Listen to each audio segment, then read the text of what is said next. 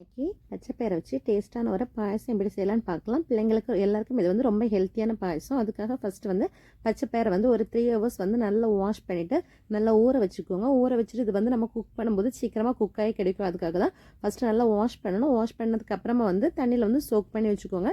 அதுக்கப்புறமா குக்கரில் ஒரு 3 விசில் விட்டு நல்லா வந்து இதை வந்து குக் பண்ணி எடுத்துக்கணும். நீங்கள் அதில் கொஞ்சம் தண்ணி பேலன்ஸ் இருந்தாலும் பரவாயில்ல. அதுக்கப்புறம் ஒரு பாத்திரம் எடுத்து அதில் வந்து கொஞ்சமாக சர்க்கரை போட்டு கொஞ்சமாக தண்ணி விட்டு சர்க்கரை மெல்ட் ஆனதுக்கப்புறமா நீங்கள் வந்து ஆல்ரெடி குக் பண்ணி வச்சுருக்கீங்களா பச்சைப்பயிறு, இதை போட்டு நல்லா மிக்ஸ் பண்ணி அதில் வந்து அந்த தோலெல்லாம் நல்லா மசிற அளவு நல்லா கடைஞ்சி வச்சுக்கோங்க.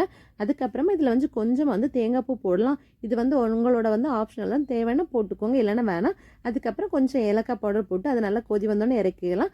அதுக்கப்புறம் தாளிக்கிறதுக்காக கொஞ்சம் கடாயில் வந்து நெய் விட்டு முந்திரி பழம், கிஸ்மிஸ், அண்டிப்பருப்பு ரெண்டுமே போட்டு நல்லா ஃப்ரை பண்ணி இதில் விட்டுட்டு பிள்ளைங்களுக்கு கொடுத்தீங்கன்னா ஒரு டேஸ்டியான ஒரு ஹெல்த்தியான பச்சைப்பயிறு பாயசம் ரெடி ஆகிடும். ஒரு வாட்டி செய்து பாருங்கள், பிள்ளைங்களுக்கு இது வந்து ரொம்ப பிடிக்கும்.